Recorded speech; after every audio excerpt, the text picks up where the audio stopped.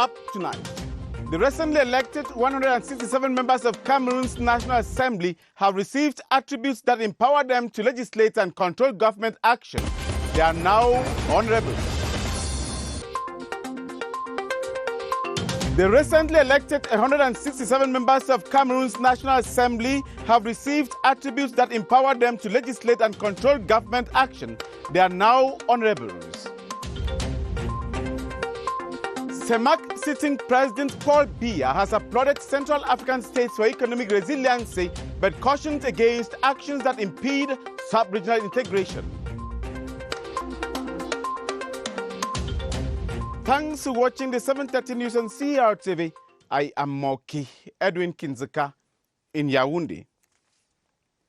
The mandates of the 167 members-elect of the National Assembly have been validated during a plenary sitting chaired by the eldest member of the House, Honorable Laurentine Kwa-Fege Mbede, after the verification boards declared no cases of incompatibility and they are now honorables. Details with Esther Kima.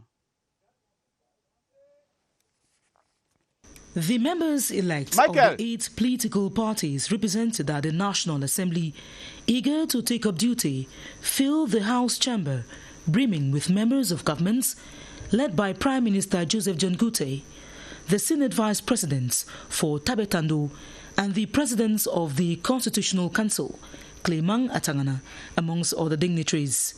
With the proceedings chaired by the eldest member, Honorable Laurentine Kwa-Fege Mbede, the rapporteurs of the 6 verification boards took turns at the rostrum to present their reports, which indicated that no cases of incompatibility were recorded after the scrutiny of the 167 files.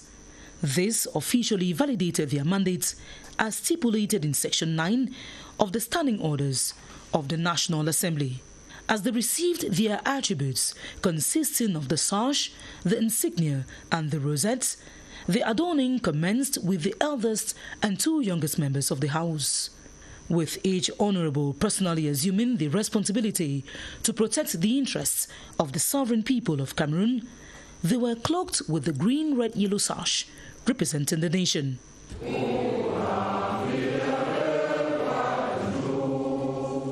Now in possession of their attributes, the ornated members of the National Assembly can begin work in earnest for the 2020 legislative year. And as they await the next plenary sitting, they celebrate their new status in crowd-pulling-like events with their constituents and, why not, loved ones. The highly awaited ceremony to award attributes to members of the National Assembly of the 10th legislative period was a memorable moment, especially for the newcomers. The majority expressed appreciation to God and to their constituents for the confidence bestowed on them. Once more, Esther Kima. Excitement and gratitude filled the people's representatives adorned in their attributes. I'm very excited. It's a memorable day for me, and I can only thank God. My first priority to bring peace in the Northwest and Southwest. I feel highly honored to be here today, and I want to thank the population of Fundi. I will do my best in my capacity to meet up with their expectations. Well, a dream come true because I've meditated for several years before coming to this stage. I thank God that it all happened.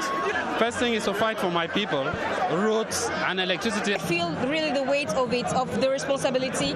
I'm very happy, and the first thing I'm going to do is to thank all the people from Wari East. My first impact is to go back to my population to tell them thank you and start working with my council heads, all my mayors. Today is a great day for me. I am so happy because I represent the people who helped me to represent them. Others acknowledge it is a call to duty.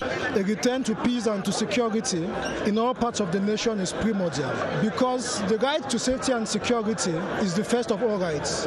It guarantees the exercise of the other liberties, be it education, be it movement, be it religion. We are now reflecting the confidence investing on us by the population. We thank God for this moment. It is accomplished. finished. It's time for us now to work. I feel exceptionally elated and honored. The first thing I want to do is to embark on a back-to-school program. Then I'll look at agriculture. The old-timers will continue legislating on development policies. The crisis in the Northwest and Southwest, we must tackle them. This crisis must come to an end. Secondly, the issue of infrastructure. Thirdly, the issue of the reform in education. I thank God. Our priority, as usual, is to bring the population needs to the National Assembly. As they commune with the electorate who turned out en masse, they pledge to protect their interests.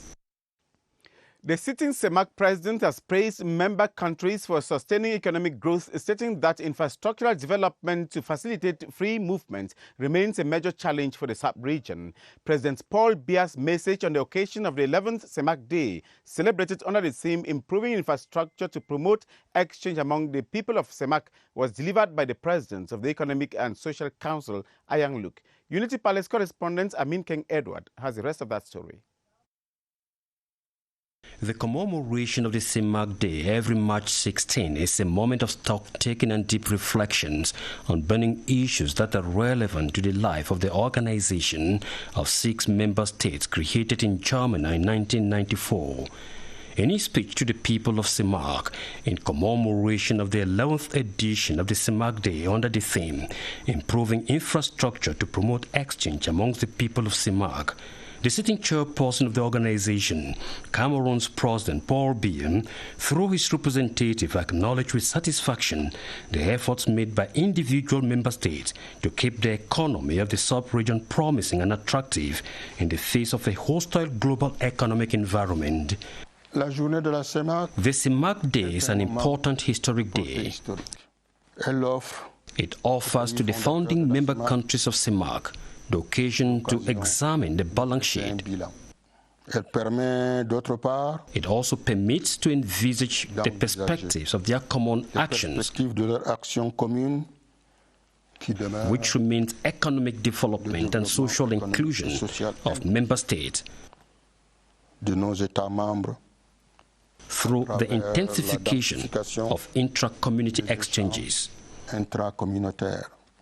Mr. Ayang Luke, President of the Economic and Social Council and spokesperson for President Paul Biya, said economic development, social inclusion through inter-community exchange, and the free circulation of persons and goods remain a major concern for SEMUC leaders, adding that although some progress has been made to ease the interconnectivity within the SEMUC space, insufficient infrastructures remain a stumbling block at this very crucial moment when SEMUC needs to stay relevant and competitive within and out of the African continent. On behalf of the SEMUC sitting president, he challenged leaders of the sub-region to intensify action in the development of the transport, electricity and telecommunication sectors, including the digital economy, so as to fast-track the economic growth and emergence of SEMUC for the common good of its population. And in conclusion, President Paul Biya assured the people of SEMUC of his determination to contribute in enforcing the sub-regional integration process, which is capital for the attainment of SEMUC's 2025 objectives. Cameroon has reached alert level 2 after the 5th case of COVID-19 was confirmed this morning by the Minister of Public Health. This implies that special precautions should be taken to stop a surge. Beatrice Losamba has been finding out how ready Cameroon is to handle future cases and how reports. As coronavirus makes victims, the Public Health Emergency Operations Center activates its incident command system to manage the outbreak. The center has taken command of all 5 cases now lodged in quarantine units of hospitals in the nation's capital, where all the cases were detected. All the 5 cases are coping well, save for the 3rd case. Due to age, he is 60 years old. He is having a hard time coping. Each day, the country's capacity to care for victims grows, especially in Yaoundé and Douala, which have port of entries. Works are ongoing on the field in Central Hospital to add the capacities of those units in order to have 20 more beds. Now at Jamo Center we have 4 beds, and now it is occupied with 2 patients.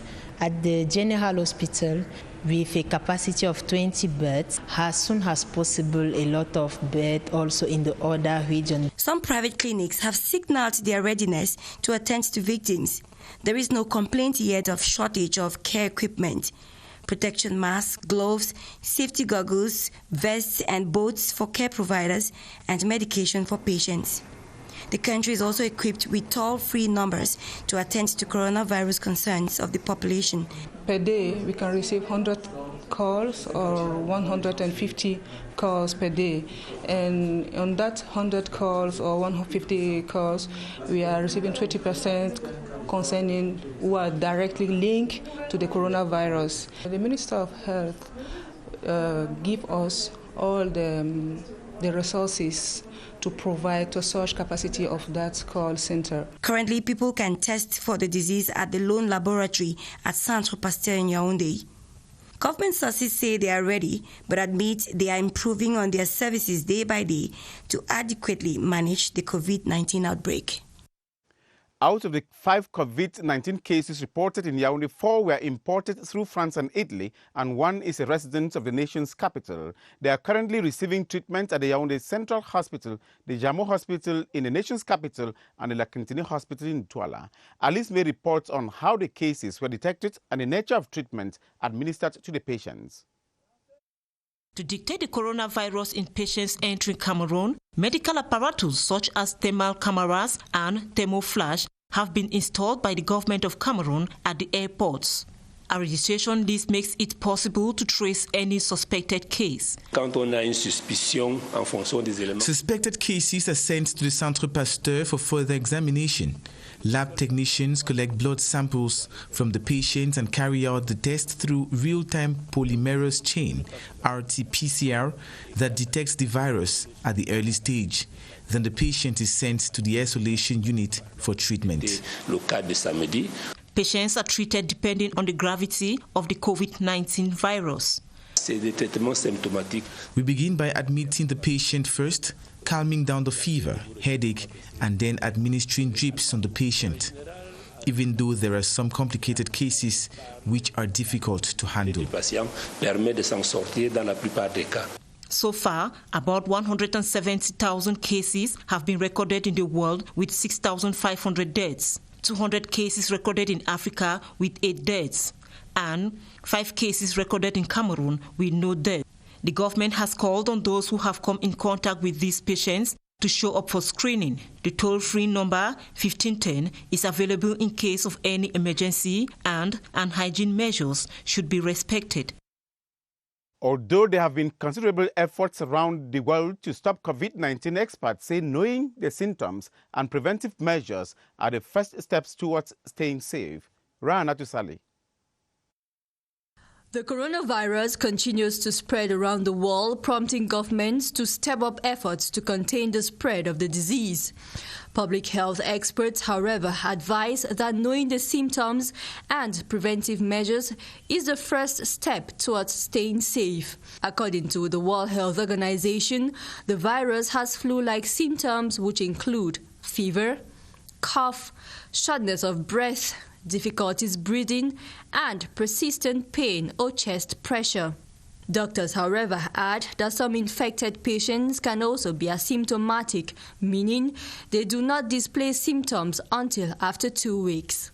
In terms of self-protection and containing the virus, experts agree that it is important to wash the hands with soap frequently, use disposable tissue, avoid touching the face as much as possible, and coughing in the elbow. Avoiding handshakes, hugs, contact with sick people, and not eating undercooked food and vegetables has also been recommended. Cameroon's Ministry of Public Health is equally urging citizens to stay away from crowded areas to avoid the COVID-19 transmission. Cameroonians are still divided over the measures taken by the government to contain the spread of the coronavirus. Some say screening at the various ports of entry is insufficient, while others say travel restrictions into and out of the country should be imposed. Joyce Kimbefowajo sampled their opinions in this report. It's taken the world by storm, causing panic on earth, fear and curiosity amongst Cameroonians. Coronavirus is top on every conversation, if only knowing its name. I don't really know how do you call it? Coronavirus. Yes, coronavirus. Excuse me. Yes. I don't know much about it.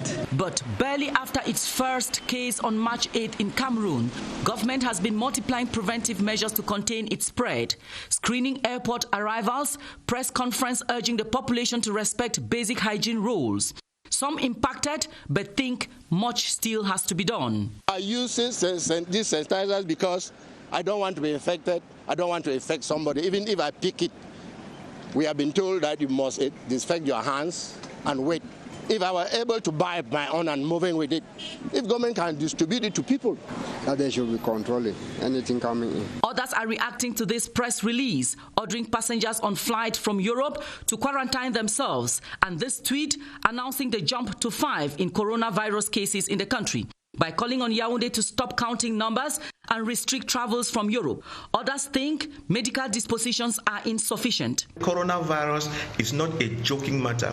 What have we done to train all the doctors in the country to handle it? What drills have we given to nurses and all the hospitals? It's true we might have 1 or 2 isolation, but that's not it. People have been flying in, okay, like the cases that have come, they came by plane with other people, other Cameroonians, and they have spread all over the nation. And we're going to be having this disease spreading in the back in the back country, and you have your isolation centers in Yaoundé. How is that going to help solve the problem? We are counting by numbers, so when it reaches 100, what are we going to do? The question, but as government continues to be on the alert, it's certain that personal sense of responsibility is important in the control of the spread of the COVID-19 virus in Cameroon. Cameroon's public broadcaster CRTV has advised its staff to avoid hugs and other forms of greetings that involve body contact to prevent being infected by the coronavirus. During a meeting chaired by CRTV's Director General Shandongo, it was decided that hydroalcoholic solutions will be put at the disposal of the staff. Yoti Kaleli has the rest of that story. Alert means safety first, and it begins right here at this meeting at the production center in Balatu, where drinks are not the only liquids on the table but hand sanitizers too. Without further ado, the medical team makes rounds disinfecting hands.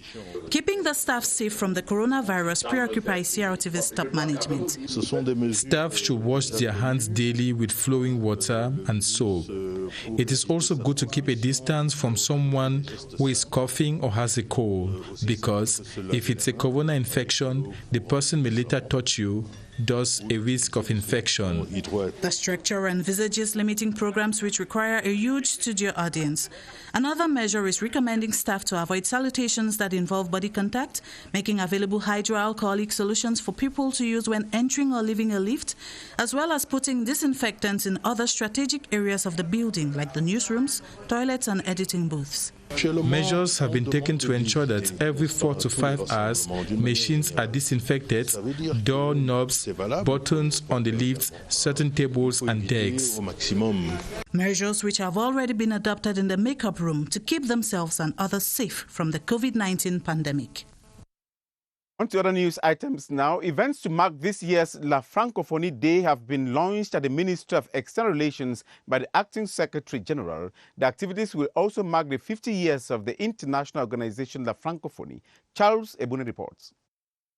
La Francophonie is a community of roughly 300 million people, and this year it is celebrating 50 years of existence. This year's theme is the future of La Francophonie. 50 years after creation by Habib Bourguiba of Tunisia, Léopold Sédar Senghor of Senegal, Amani Diori from Niger, and Prince Norodin of Cambodia, we have 50 years, the age of maturity. In Cameroon, activities are equally being marked within the scope of Cameroon's entry into the association roughly 30 years now. La Francophonie, with its 5 key missions, will be obliged to reinvent itself for the future, for youth, women, and for humanism worldwide. At the Ministry of External Relations, the launch of activities will culminate with the 50th anniversary of La Francophonie in the country on Friday. Over 4,000 kilograms of improved planting seeds and 30 tons of agrochemicals have been donated to hundreds of farmers in the Northwest region. The gifts from the Northwest Development Authority, Vidéo, to increase production were handed over by Governor Adolphe Lily-Lafrique during the launch of this year's farming season in the Northwest region. Mercy Kusi reports. The month of March is known to be a busy period for farmers in the Northwest. With these improved seeds, fertilizers and agrochemicals offered to them to commence the farming season, the farmers are anticipating better yields for 2020. We are going to start applying these products latest in 2 weeks' time.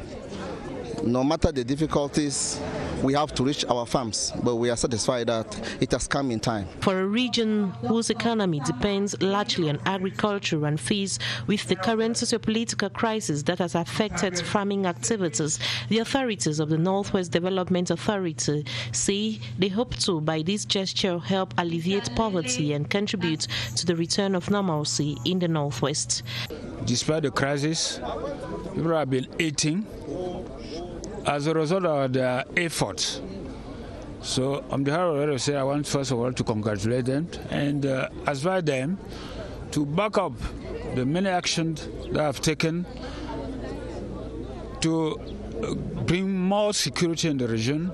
It's incumbent on us to make sure we keep working with the population like we're doing, to encourage them get down to the farm, to encourage them make sure that their farms are not abandoned so as to evade food security.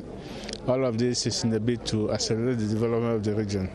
The launch of the 2020 farming season in the Northwest comes barely a few days after the region had its first rains.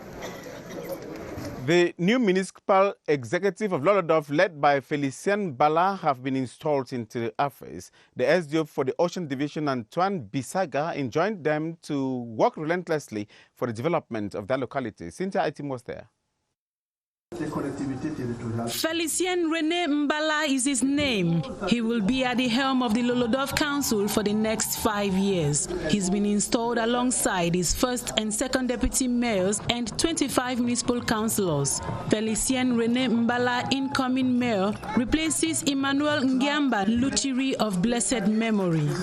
The new mayor is expected by the people, among other things, to walk in the footsteps of his predecessor and, why not, do better. The former mayor brought us a solar light, water pipe, and it's not finished.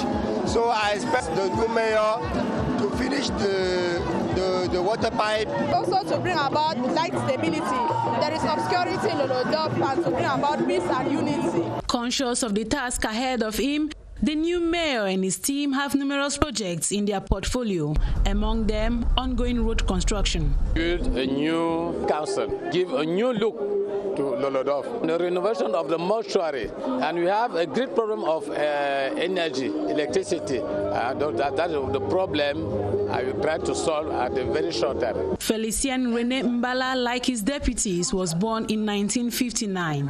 The senior divisional officer of the Ocean Division, Antoine Bisaga, who installed the new municipal executives of Lolodov, called on them to work in synergy and make the decentralization process a reality in Lolodov through development.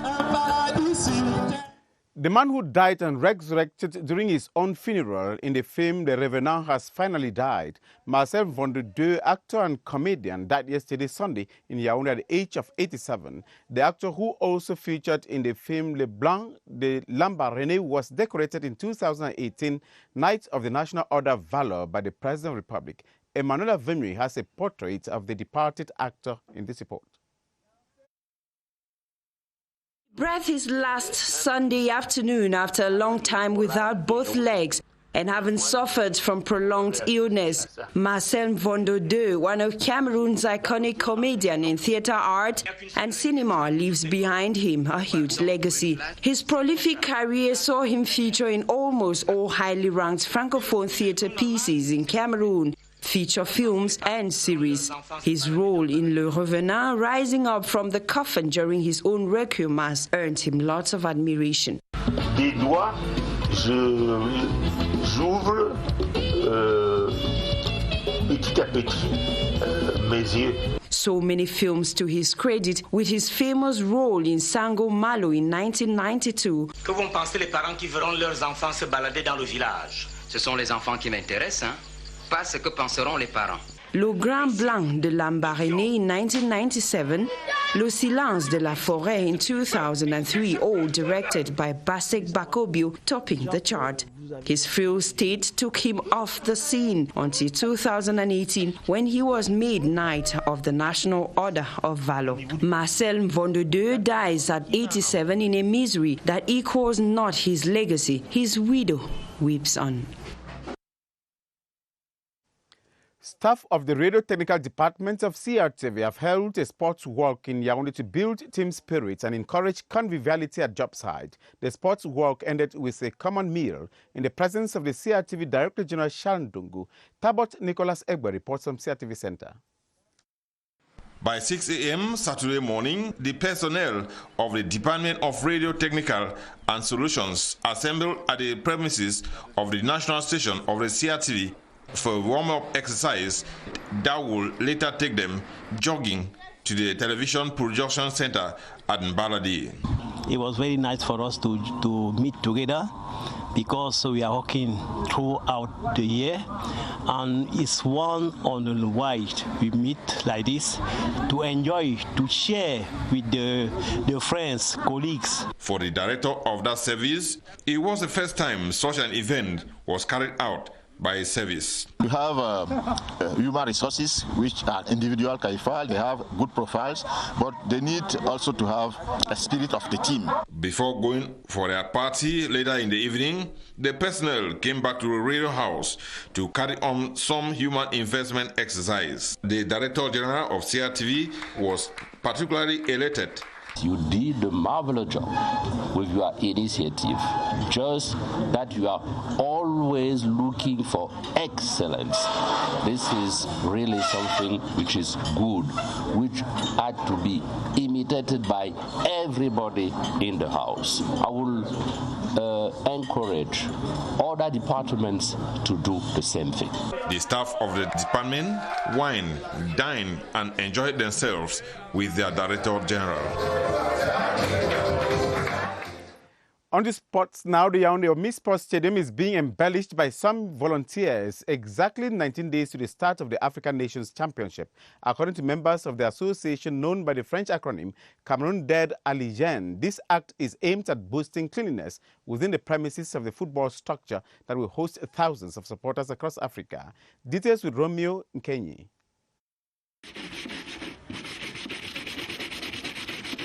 The over 40,000 seats of the Yaoundé Omi Sports Stadium have been for close to 4 years without receiving any sanitary touch. This situation has pulled the attention of these 167 volunteers specialized in hygiene and sanitation. With the aid of particular detergents, they can be seen washing the chairs.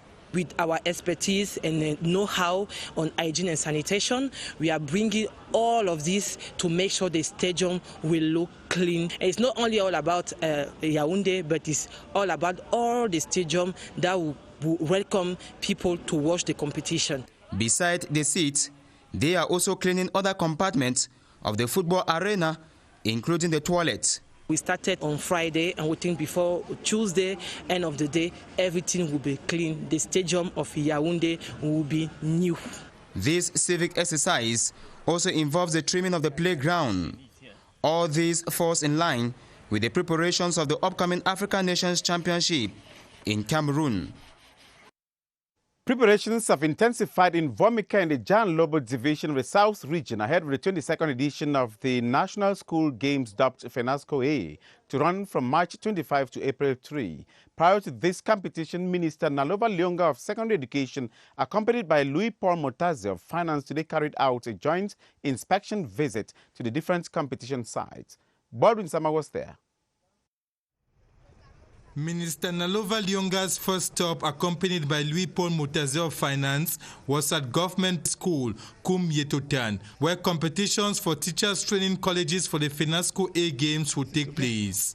Here, construction work for the different competition sites is encouraging with the different facilities.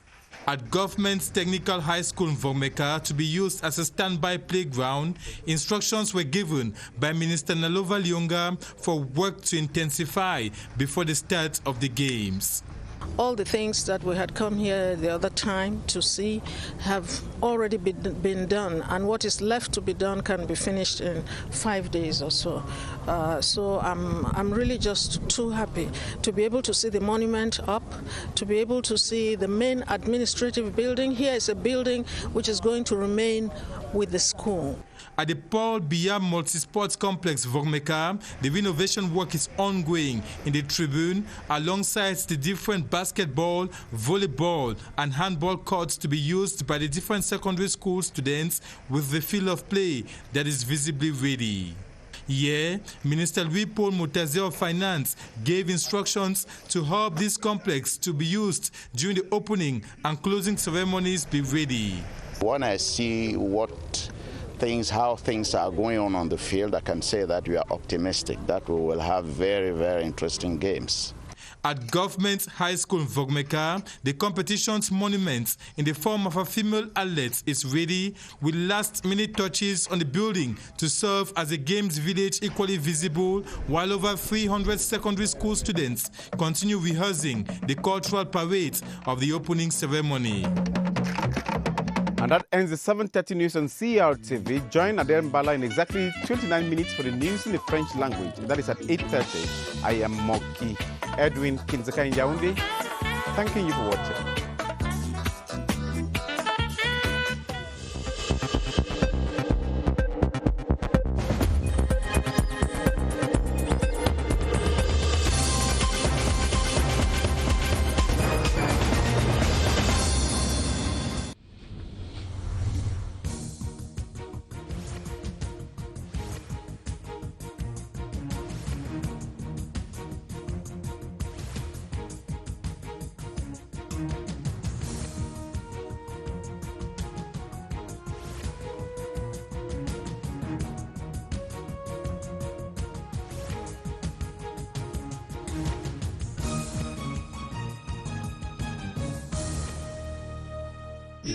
CRTV News, ici, toute l'info.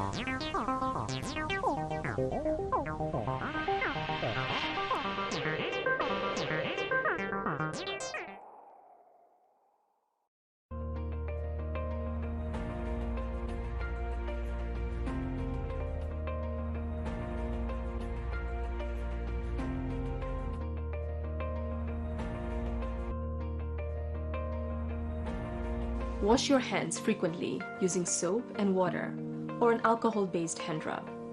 Avoid touching your eyes, nose, or mouth.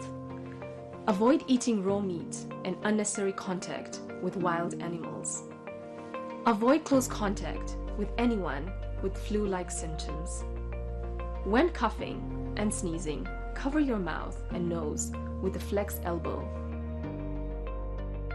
or use a tissue. Take particular precaution while traveling. Seek medical care early.